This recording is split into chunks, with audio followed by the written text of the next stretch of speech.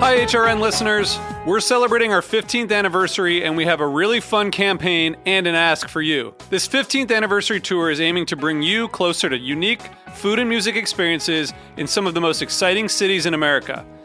All the while, we're raising funds to support our work empowering the next generation of food systems storytellers through our fellowship programs. Here's how it works. Donate to HRN and be entered into a raffle in the city of your choice to win a dinner for two at a noteworthy restaurant and tickets for two to a concert at a prominent local venue.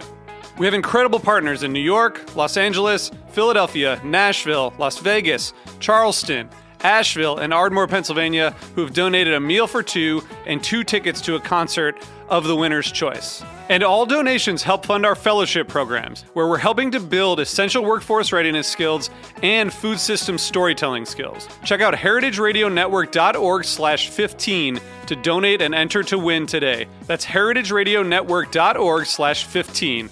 Thank you.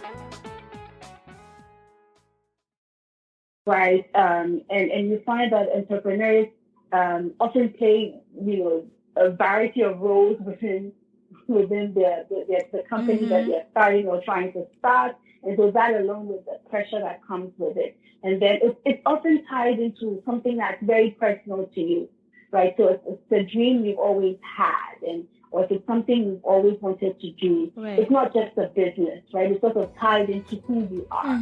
And so if you think about the fact that, like you said, it failed, right? It's much bigger than just a business fail. It sort of hits at the core of who you are.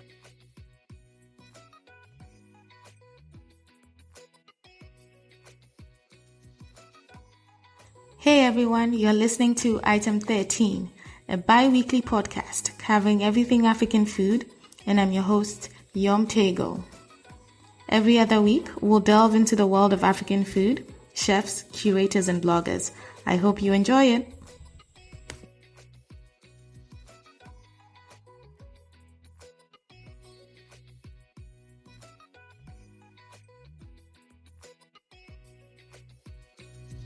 This week, I explore the topic of mental health in the context of entrepreneurs in the African food space. I speak to Dr. Carol Mathias-O'chez, a psychologist who is passionate about helping people thrive in all areas of their life. With a Doctorate and Masters in Educational Psychology and a Bachelor of Arts in Psychology, her in-depth knowledge of learning and teaching provides an understanding of how people think, learn, and behave. She works with clients battling with depression, anxiety disorders, suicide ideation, among other mental illnesses. She's passionate about mental health awareness, changing the perceptions and stigma attached to mental health, and demystifying therapy. She's currently the in-house psychologist at SOS Herman Minor College in Accra, Ghana, heading their emotional counseling department.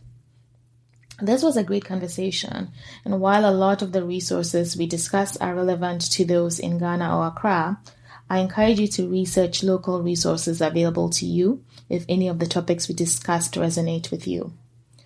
Also, a note that none of the advice offered in this episode is a substitute for proper care from a licensed health professional. Here's our conversation.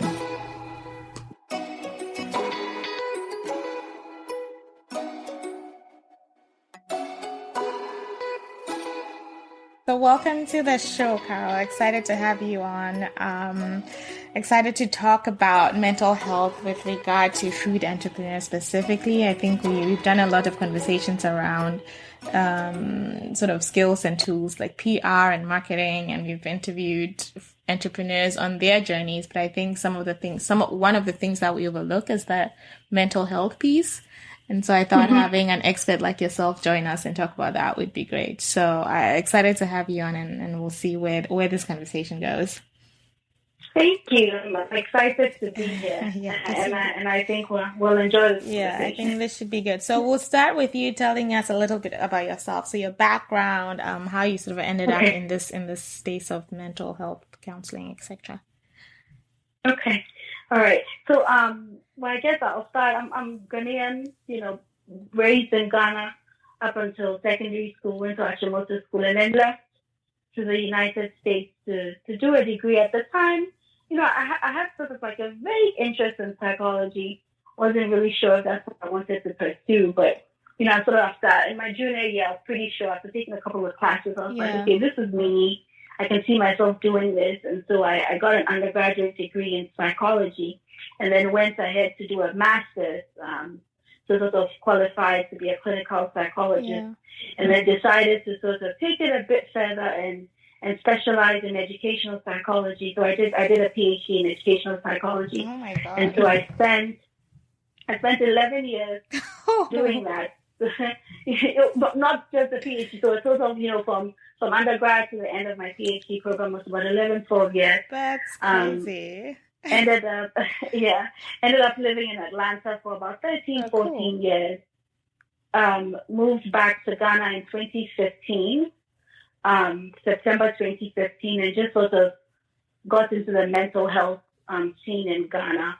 I've always been interested in people. I've always been interested in helping people. People sort of gravitate towards me for advice, and sort of direction and, solutions to problem. I seem to connect well with people easily. And so psychology really was sort of like a natural fit.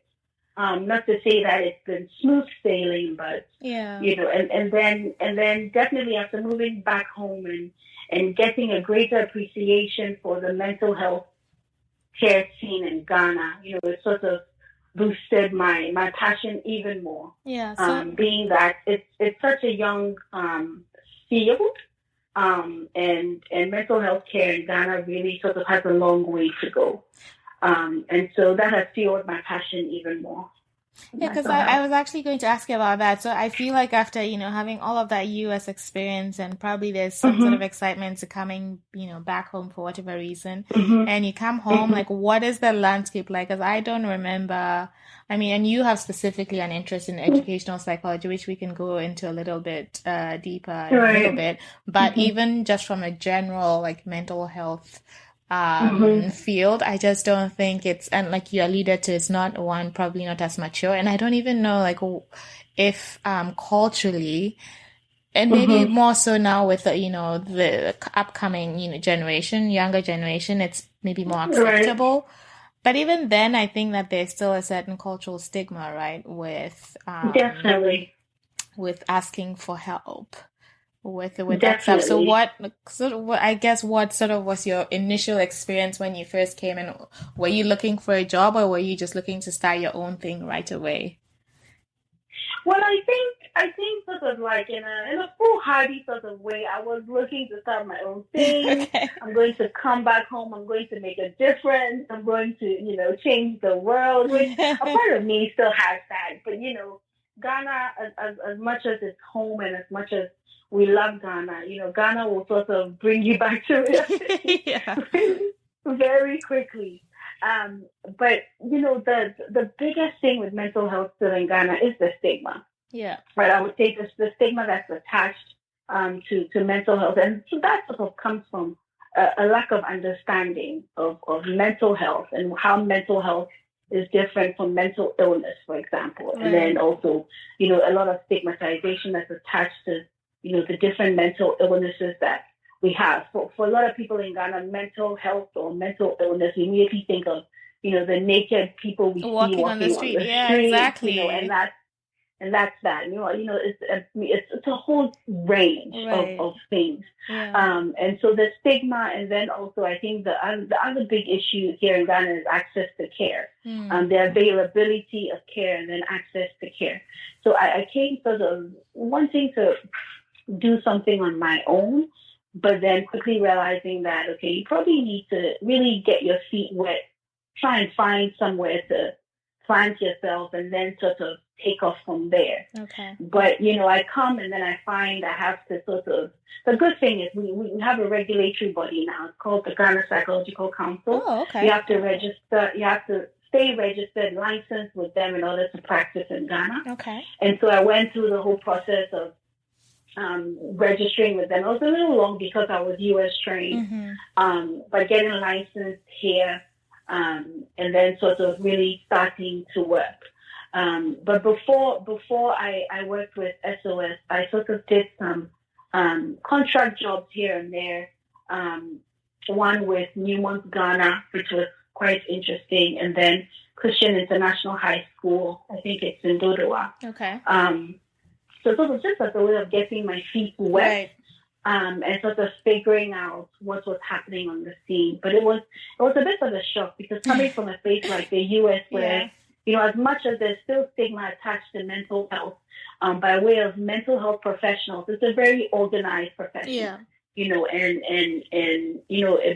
By way of industry or profession, it's pretty much organized. In Ghana, they are we're still getting our acts together.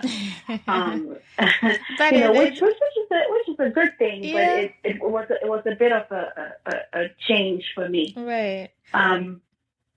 So those were my struggles, in making the transition right. And then so now you've said you work for SOS, but then you also ended up doing your own thing, right? So you ran Thrive Care. So how did you make the leap into sort of doing your own thing, and why did you decide to do that in addition to what you do full time or with your day job, I guess?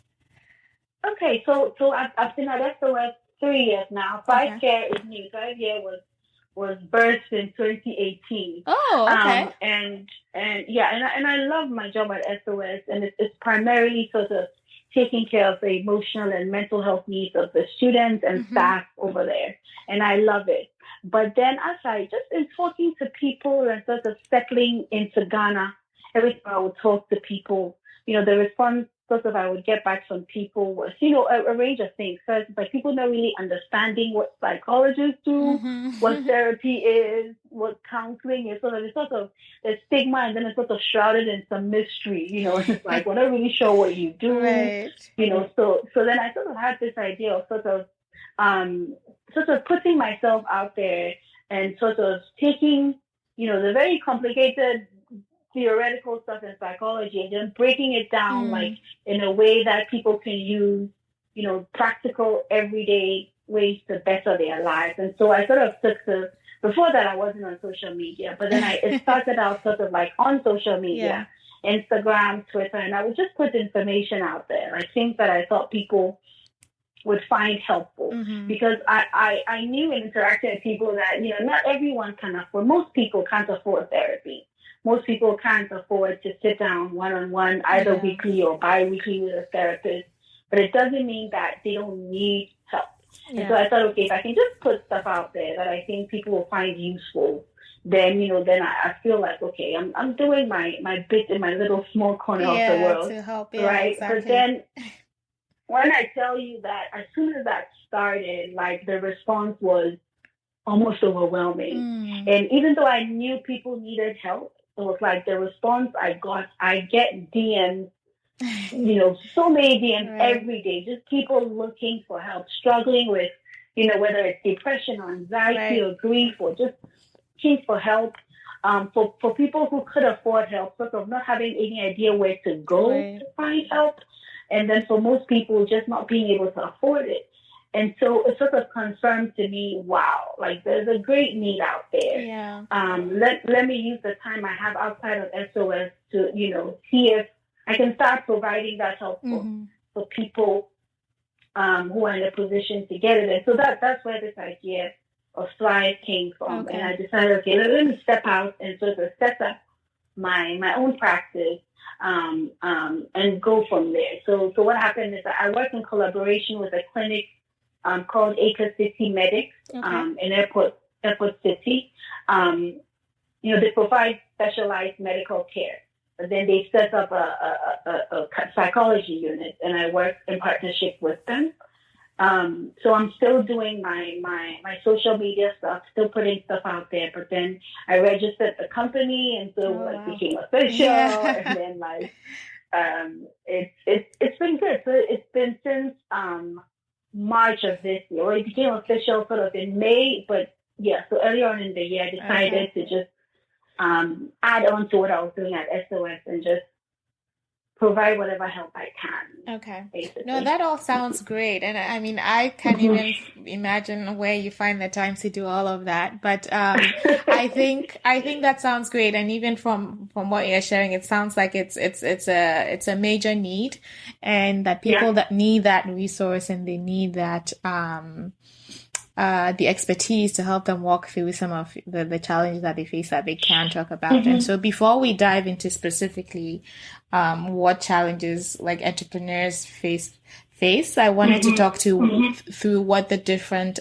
components of a mental health care consist of, right? So you talked a little bit about, and I think even a layman's like trying to understand the difference between a psychologist versus a psychiatrist.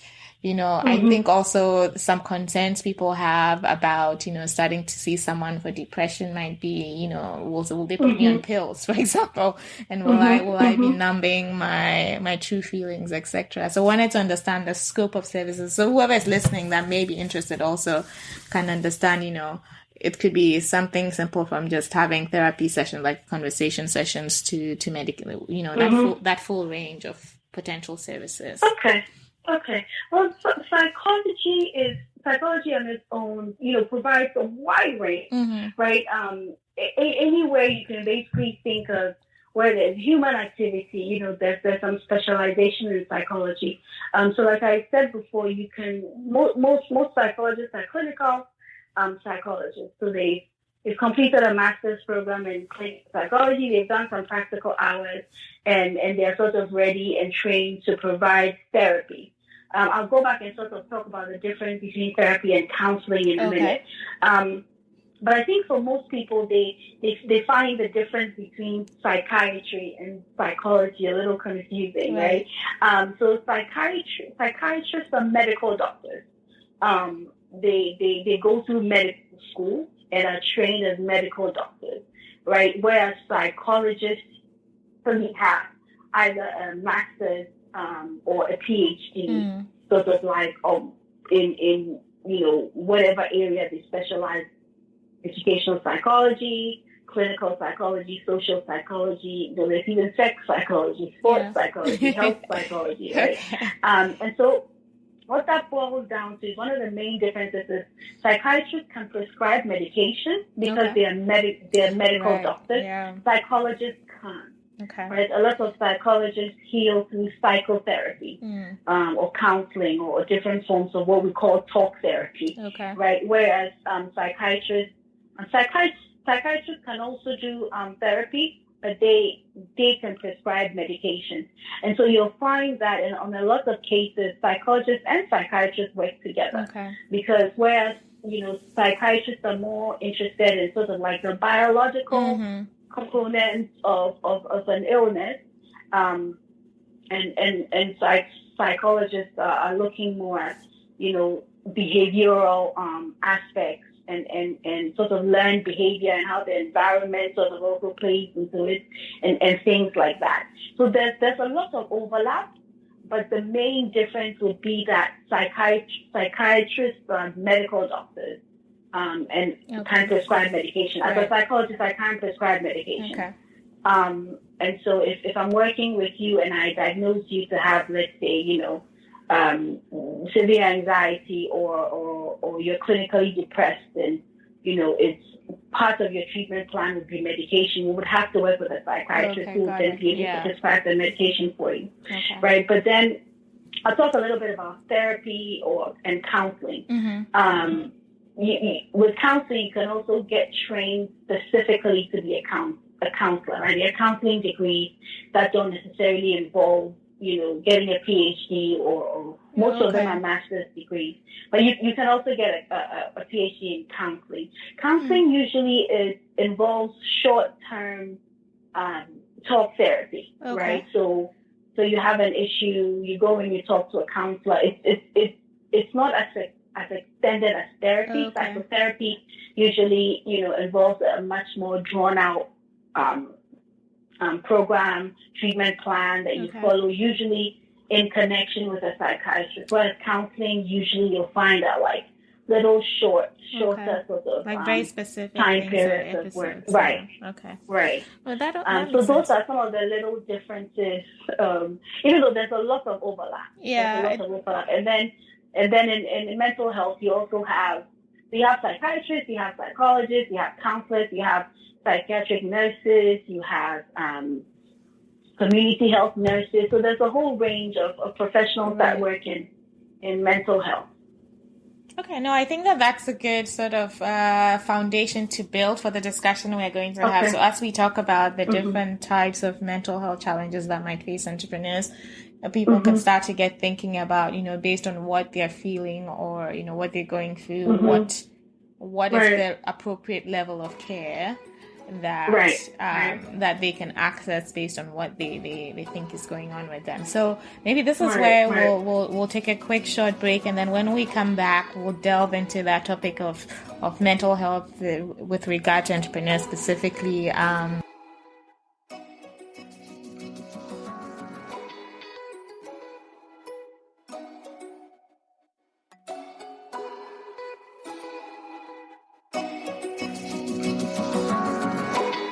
Welcome back from the break. I think we're now going to go into specifically talk about entrepreneurs and the challenges that we face, especially, and I want to talk about it in the context of one, food entrepreneurs, and then two, Africans, especially in the context of how we think about mental health, and the stigma and the challenge that we have with sort of sharing things that we wouldn't necessarily consider an illness, let's say, and so people don't have that level of comfort in sharing. And I think one of the things that really hit me and hit the food world, generally speaking, was when Anthony Bourdain, when he passed away. I think it was sometime last year. I think that it shocked the world, but I think specifically in the food world, because he just seemed, at least on the outside, right, as someone who lived his life to the fullest. He seemed to not have any qualms about what people thought of him, and he just was able to engage with people from all walks of life. And so it was just stunning to watch that and think, this person that seemed so comfortable in his skin, like if who knows what was going on in the background. And so that sort of struck me and actually was one of the reasons why I really wanted to do this. Statistically speaking, like if you talk about the restaurant business specifically, the failure, I don't know, they say 95% of restaurants fail. So already that level of pressure on an entrepreneur is just going to be that heavy. So one of the first questions I wanted to tackle is, what are sort of the common mental health challenges that you would think like an entrepreneur would face? Well, I think you sort of alluded to some of them. If you think about what some of the immediate pressures that come, the fact that you're literally, I guess you can describe it as, carrying either your dream or a company that you start on your back, and everything boils down to you, right? And you find that entrepreneurs often play, a variety of roles within the company that they're starting or trying to start, and so that alone with the pressure that comes with it, and then it's often tied into something that's very personal to you. Right, so it's the dream you've always had, or if it's something you've always wanted to do. Right. It's not just a business, right? It's sort of tied into who you are. And so if you think about the fact that, like you said, it fails, right? Much bigger than just a business failing. It sort of hits at the core of who you are, right? And so that pressure alone, I think, leads to a lot of anxiety. With the entrepreneurs I've worked with, a sort of very high stress environment that leads to, a lot of anxiety. And this is going to work. If I put myself out there, how are people going to respond? I think it's a great idea, but then I'm putting it out to the world. How are people going to respond? Is it going to work? Is it going to fail? They're usually putting all of their finances into it. And so you find a lot of anxiety, a lot of stress, a lot of depression, a lot of, and unfortunately, a significant rate of suicide, with the pressure that comes from trying to be an entrepreneur, especially a young entrepreneur.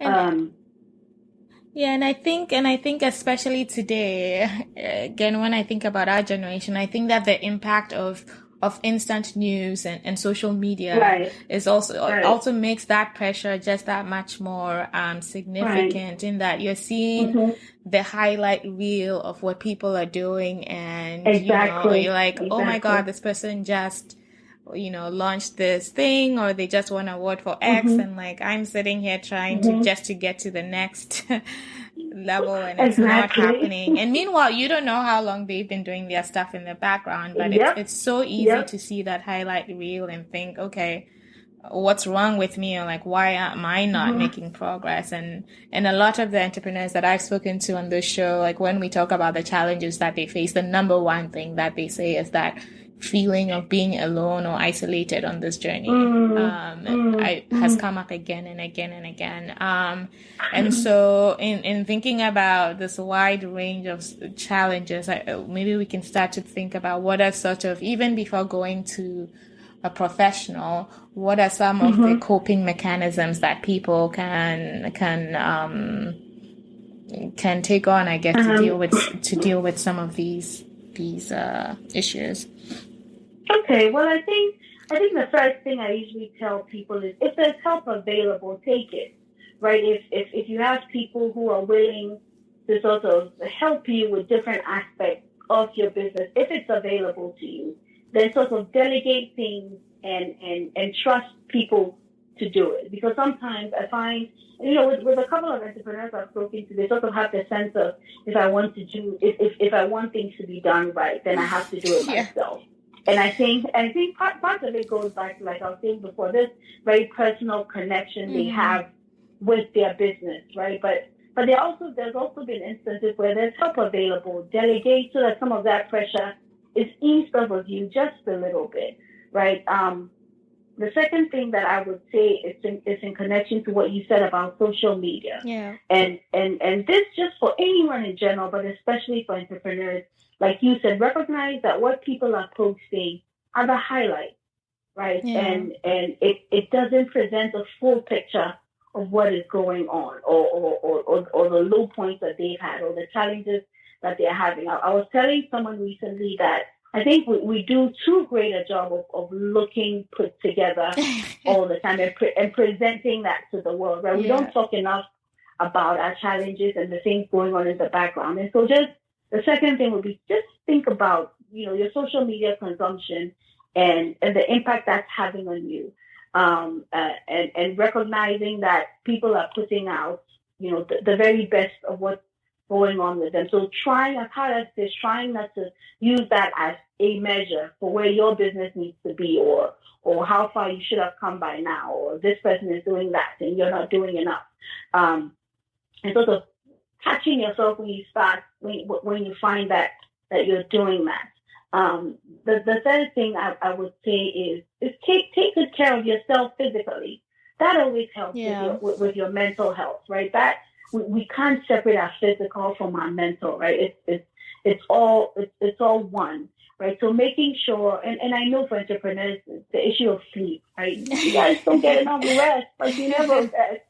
Go. But keeping in mind that if you want your body and your mind to keep sort of putting out at its optimum, you also have to give it what it needs. And it needs rest.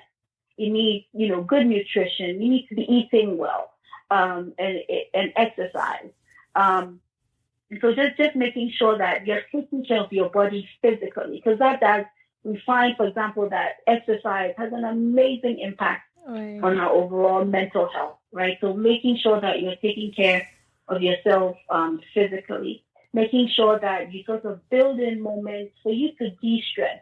And sometimes when people think of de-stressing, they think it has to be some long, planned out, self-care something. situation, Exactly. But it's little things. It's little things. And everyone has, things that sort of feed and take care of their souls, whether it's sitting and having a conversation with, somebody you really, really like, whether it's a family member or a niece or a nephew that just makes you laugh, or watching, I worked with someone once who, the thing for him was watching cat videos on YouTube. So he would, he would take moments in his day and just watch a little video, have a good laugh. And we literally know that when you laugh, like, certain things are released in your brain that, put you in a better headspace.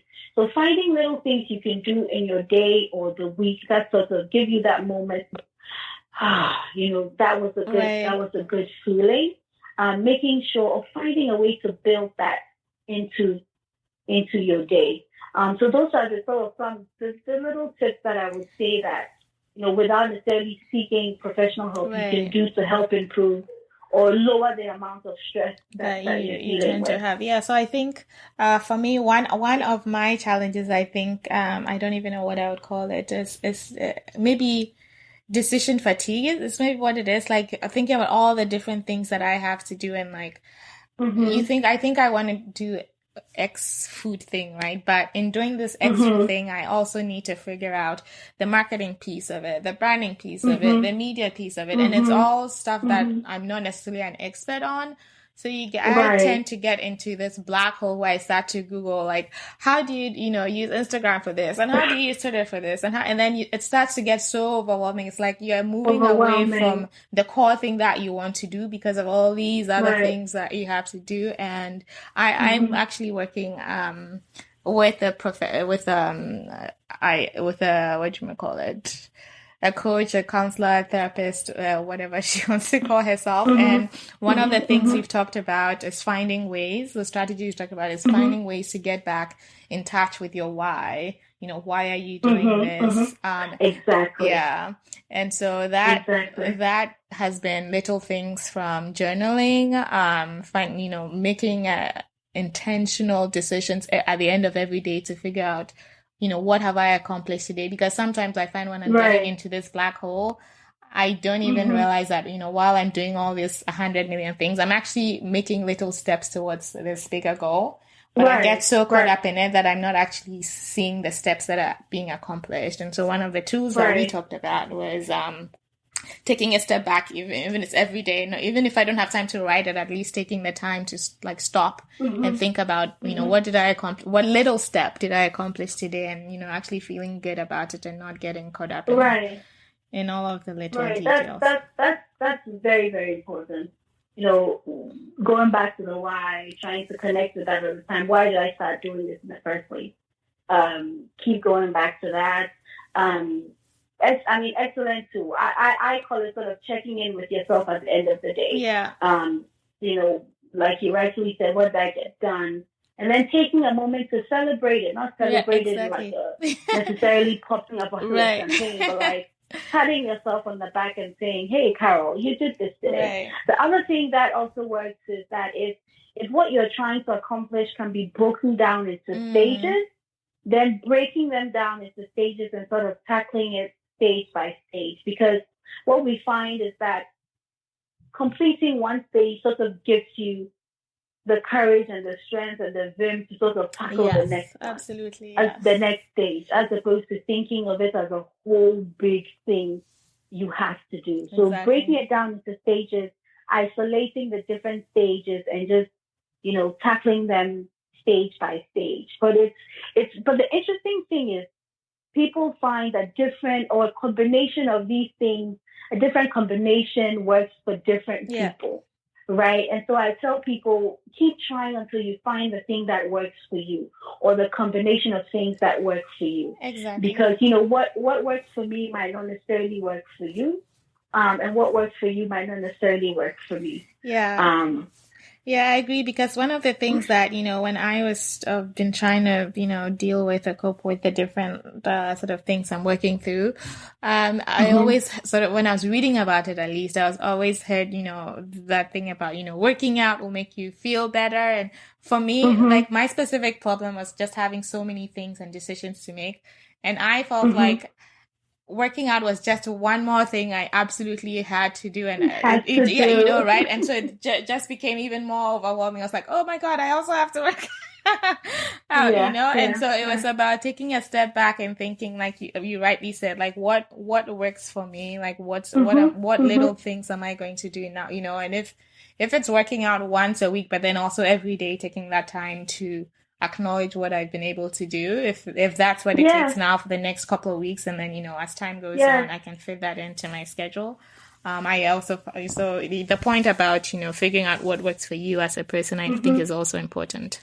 And the beauty in this, I tell people, once you figure out what works for you, you don't owe anyone an explanation. Like it's you see what I mean? Because I think especially now we are in this place now where we're so, everything is sort of out there. We're so evasive. People, we sort of feel compelled to let people know everything about us and what we're doing, and everyone has an opinion on what we do and the way in which we should do things. And I tell people, once you find what works for you, you don't need to explain it to anyone, right? Because you know what it's doing for you. So, for example, like I was saying, if I work with somebody who just, sitting outside and listening to birds chirp, right, would, really sort of settle her. And she would talk to people sometimes and they was like, that's strange. And I'm like, who cares?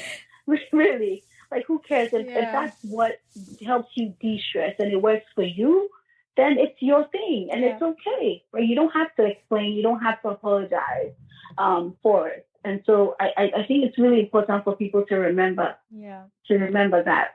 Yeah. No, and I guess maybe my last sort of major question around this is also, like, at what point do you think or you decide that you need professional help? So, let's say you're not, how do you go from knowing that, this is just a sad phase, or I'm just panicked because of this, and it's not like actual anxiety, or it's not depression, it's just, I'm sad. Right. That's a good question. Very good question. I think I always tell people, you know yourself pretty well, right? You know what your standard is. And once things start to go too far out of what your usual center is, right, then it's a red flag. One of the first things we look at in psychology is there a sudden or gradual change in things like basic behavior, things like your sleep pattern. Are you all of a sudden sleeping way too much than you usually do? Or are you unable to sleep? Are you suddenly eating way more than you usually do, or eating less? Right? Are you suddenly sort of unable to concentrate or focus? And it's far out from what the norm is for you. Are you suddenly finding, if you're the sort of person who likes to be around people, are you finding all of a sudden you want to be alone a lot more than is usual? All of those things are significant red flags, because for a range of clinically diagnosed illnesses, one of the big things is if it starts to affect your ability to sort of function through your daily things that you have to do on a day-to-day basis. If whatever you're experiencing, feeling, thinking about starts to affect your ability to do that, then it's definitely time for you to speak to someone. And then we also think about sort of like the time, the span of time, right? But for example, with depression, we all feel the difference between depression and feeling sad. Feeling sad is an emotion. It's a normal emotion. It goes, it comes. If you're sad, it's usually because of something. And then, in a couple of hours or by the next day or a couple of days, we expect that, you're over the sadness. It should go and come. But when it gets into 2 weeks, and you're in this low depressive mood for 2 weeks going on 3 weeks, sort of coupled with other things like just a lot of interest in things you were typically interested in before, wanting to be by yourself. But the interesting thing also is, especially with things like depression and people who sort of start to have suicidal thoughts, it can also go the other way. Right? People who are depressed can seem overly happy. Right. They can seem really happy. They can seem to be on some high. They're happy all the time. They're feeling great, or they seem to be feeling great. And then they commit suicide, and then people are lost. Like, how did this happen? But I always tell people that it's always compared to a benchmark, and that's what I'm saying. If it's far out from what your norm is, what your regular is, then it's a red flag. Because if you aren't typically like this, and then all of a sudden, you're feeling really low for a long period of time, or you're feeling really sort of like high for a long period of time, then it's an issue. Yeah. So knowing yourself, self-awareness is incredibly important, right? Knowing what triggers you, what sort of gets you into certain moods is really very important in helping you notice, okay, something isn't quite right here. Yeah. And I need help. Yeah. And so then from the perspective of a loved one, of, friends, family who are watching from the outside in, like, how can you tell that one, someone needs help, and then two, how do you figure out sort of how to help them? So if I think about myself, because I often to use myself as a case, so if I think about myself, I mean, I've had periods of true depression, and I also sometimes consider myself as a functioning, depressed person sometimes. So you wouldn't know, right? Like I can go out, I can go to social settings and, have conversations, do all of that, and come home and be home for 7 days straight, and nobody would know, and, go through whatever it is that I go through, and nobody would know. And so, and I think that that's what you're alluding into in terms of when people are surprised by, someone commits suicide all of a sudden, and it's like, whoa, that, the person didn't, at least outwardly, you didn't see those symptoms. And so it can be hard on people that are watching, right? Who Right. And so if you're someone sitting on the outside, watching a friend, or maybe not knowing, how do you sort of help support people that are going through different sorts of mental health challenges, especially knowing that there's a propensity for people who are entrepreneurs specifically to sort of have some of these issues? Yeah, I mean, it's tough, especially with what you just talked about. There is something that, we're sort of coming to accept now in the field of psychology as, high-functioning depression. Right. There are a lot of people who are depressed but are able to, like you said, go about their day, function, and not sort of give any indicators of what's going on. And it always makes it very difficult. With what I was talking about before, where there's a definite change in, behavior, that's much easier to spot, right? Because if you know somebody really well and you start to notice things that are not typical for them, that is a red flag if you're a loved one. But if like, you use it as an example, it'd be really hard for people to see. So what I tell people is, especially if you have friends who are doing high stress things, like, trying to start a business, right, or working in other really high stress environments, check in on them regularly. Yeah. Right. Ask them, how are you doing? And not just in like the generic, how are you sort of way, but like take them out once in a while, sit them down if you can, call them, like, how are you doing? This thing you were working on, how is it going? Because what that does is it provides an avenue for them to open up if there's something going on. They might be able to then sort of open up and tell you, especially if they're the sort of person who might not be giving us sort of any indication. Because if someone isn't giving us any indication, it really is hard to tell. Yeah. And people get really good at being able to put on this mask. Right. Go out, get things done, come back, shut the door, put the mask off, and they're hurting inside. And so just and especially if you have people who seem like they have it together all the time, we all have those friends. Yeah. Right? And family members who, they're always the ones who are there for everyone. They are solving every problem. They seem to have everything together. Check in on them. Ask them, how are you doing? Where are you with this? Have you been struggling with anything recently? Is there anything I can do for you? Because people are more likely to open up to you when you check in on them. Yeah.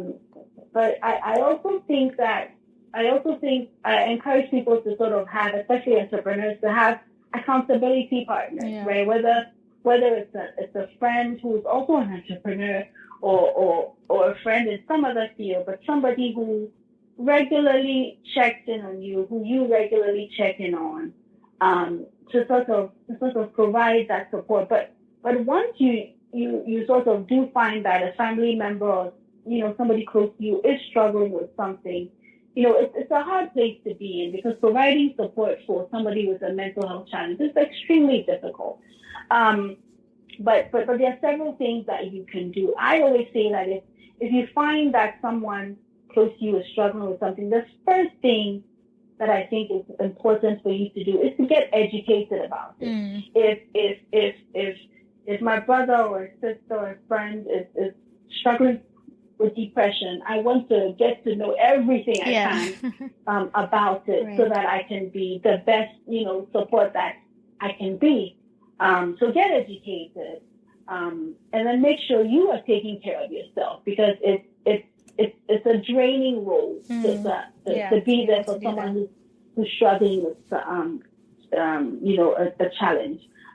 Get educated. If you can talk to them about seeking professional help, do. But I always say take it beyond talking about it, because or telling them to do it, because we like to throw out, if you're struggling with something, seek help. If you're struggling with something, seek help. And that sounds really good, but the reality, while actually struggling with stuff, sometimes getting out of bed is a chore. So then, researching and finding where to go for help, especially in Ghana, where it's so difficult to find where you can go, they're not likely to do it because it's a lot. And so I tell people, beyond saying, seek help, finding out, is this something they are willing to do? Do some of the legwork for them. Research, come up with a couple of, options, and then present it to them and say, I've looked around and there's this person and that person and this person, this might be a good option. Should I set up an appointment for you? Would you like for me to go with you to your first session? There are people who do that. And then so sort of like taking those first steps with them to sort of help them get going, if seeking help is an option. Right. But if not, so just making sure that you're checking in on them regularly.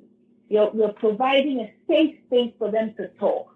Because the thing with a lot of mental health challenges is it's an overwhelming sense of isolation, right? And that sort of adds to whatever challenge they're having. And so just being there so that they sort of start to get a sense of, I'm not alone, but providing a safe space where they can open up and talk. If we just need to talk and you're just there to listen, then that's what it is. The other thing that's really important to remember when it comes to supporting someone with a mental health challenge is that let them take the lead. Sometimes when we're playing that support role, we sort of, especially when we've read up, okay, so you're struggling with depression, I've read all about it, we should do this, and that. And it might be like, no, we're not doing that. Right, let them lead. Sometimes there's this thing we call holding space. Holding space with someone, which is the idea that you're sort of just stepping into whatever the person has going on, and whatever they need in that moment, you're going to be. Okay. So whether it's just sitting there and being there with them, neither of you speaking a word to each other. If that's what they need, then that's what you do.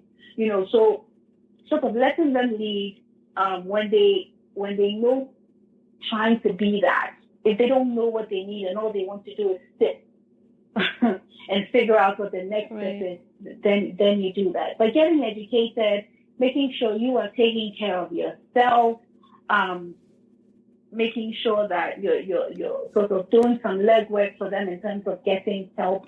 Those kinds of things are really, really very important. Okay. And check on your friends. Check on your entrepreneur friends. Check on them, man, because it's tough. It's really tough. Yeah.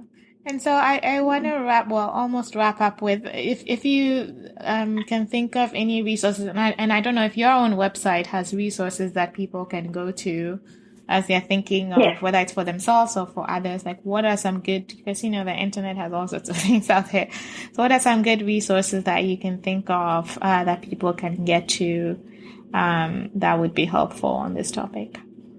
Okay, so I have one on my website, which is www.thrivecareghana.com.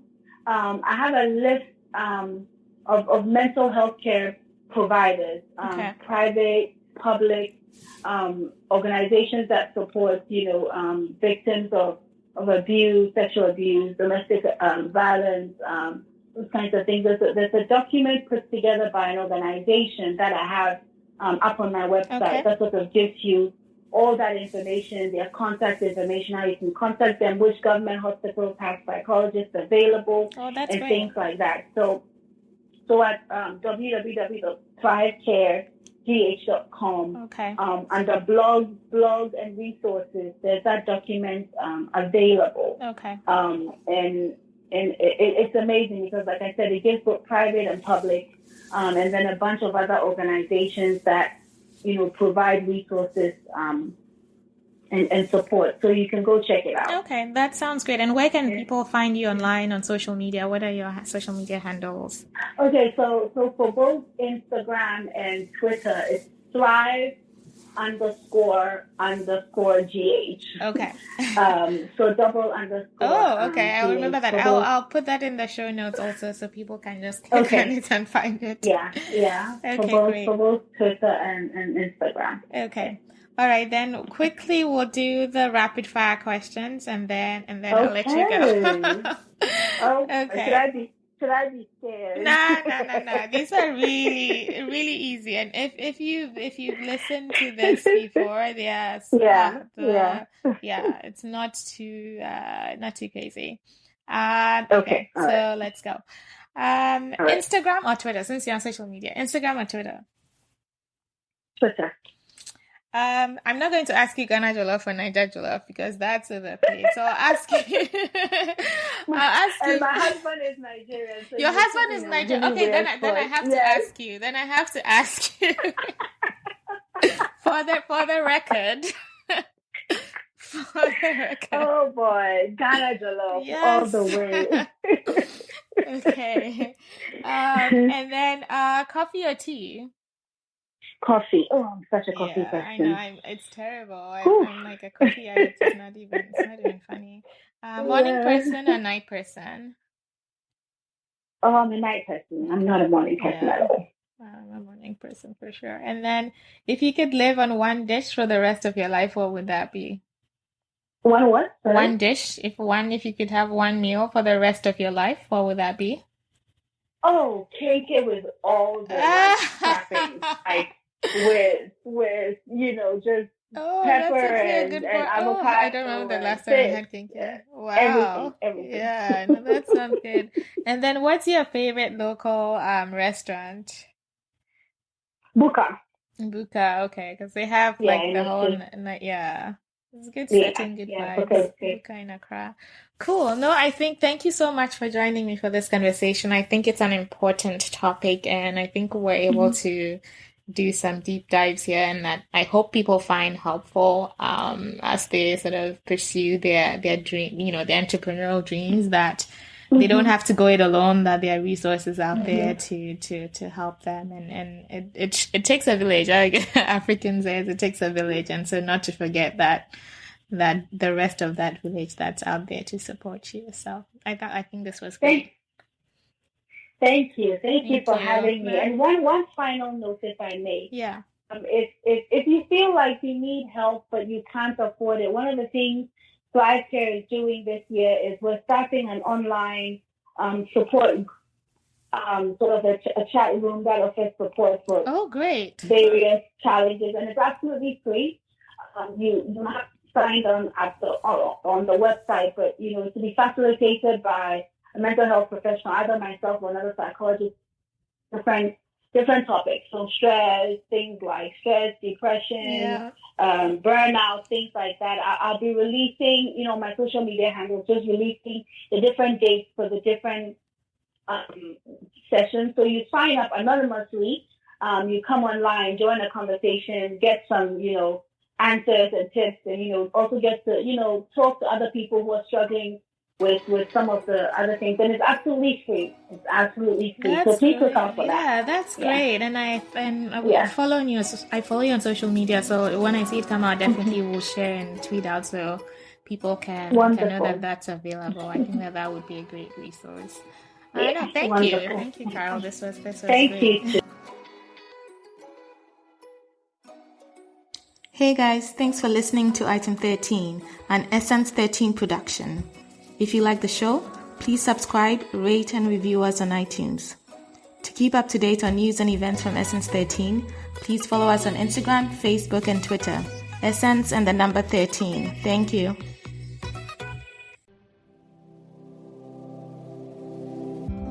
Hey there, I'm Lee Ullman here with some big news from the National Young Farmers Coalition. We're partnering with Heritage Radio Network on a special season of The Farm Report.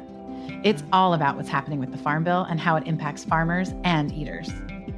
I am growing diversified vegetables on land that's been in our family for 150 years. And so with the pandemic, gentrification, property values going up, we had to sell the land and we lost it. Join us as we uncover the untold stories behind this massive piece of legislation that shapes how we grow our food, what we eat, and so much more. The problems we have had, those are things that come from earlier Farm Bill and USDA policy, right? Like Earl Butts, get big or get out.